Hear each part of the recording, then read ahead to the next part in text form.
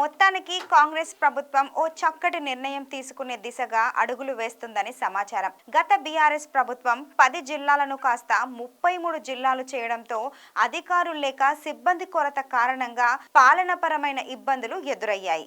చిన్న చిన్న జిల్లాలు ఏర్పాటు చేయడం వల్ల రియల్ ఎస్టేట్ మార్కెట్ పెరిగిందే తప్ప ప్రజలకు పెద్దగా ఒరిగిందేమీ లేదని చెప్పొచ్చు. అందుకే తెలంగాణలో మరోసారి జిల్లాల పునర్విభజన అంశం హాట్ టాపిక్ గా మారింది.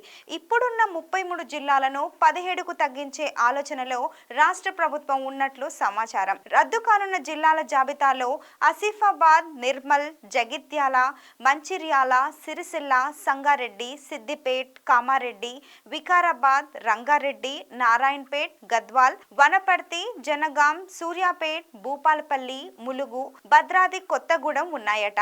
మరి దీనికి సంబంధించి ప్రభుత్వం అతి త్వరలో నిర్ణయం తీసుకునే అవకాశం ఉంది.